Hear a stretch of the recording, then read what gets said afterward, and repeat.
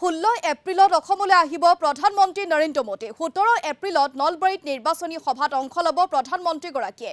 অগপ প্ৰাৰ্থী ফণীভূষণ চৌধুৰীৰ হৈ চলাব নিৰ্বাচনী প্ৰচাৰ। গুৱাহাটীত কোনো ৰোড শ্ব'ত অংশগ্ৰহণ নকৰে প্ৰধানমন্ত্ৰীগৰাকীয়ে।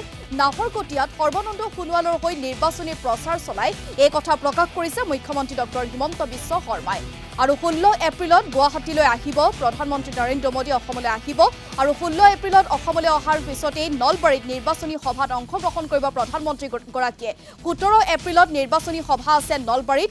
অগপৰ প্ৰাৰ্থী ফণীভূষণ চৌধুৰীক হৈ নিৰ্বাচনী প্ৰচাৰত অংশগ্ৰহণ কৰিব প্ৰধানমন্ত্ৰী নৰেন্দ্ৰ মোদীয়ে। গুৱাহাটীত অৱশ্যে কোনো ৰোড শ্ব'ত অংশগ্ৰহণ নকৰে, এই কথা যিটো যথেষ্ট চৰ্চা চলি আছিল। গতিকে এই ক্ষেত্ৰত সকলো কথা স্পষ্ট কৰিছে মুখ্যমন্ত্ৰীগৰাকীয়ে যে গুৱাহাটীত কোনো ধৰণৰ ৰোড শ্ব'ত অংশগ্ৰহণ নকৰে প্ৰধানমন্ত্ৰীগৰাকীয়ে। আজিৰ দিনটোত নাহৰকটীয়াত এক নিৰ্বাচনী প্ৰচাৰ সভা আছিল, তাতে এই কথা কৈছে মুখ্যমন্ত্ৰী ডক্টৰ হিমন্ত বিশ্ব শৰ্মাই। 16 তাৰিখে তেওঁ গুৱাহাটীত ৰাতি থাকিব।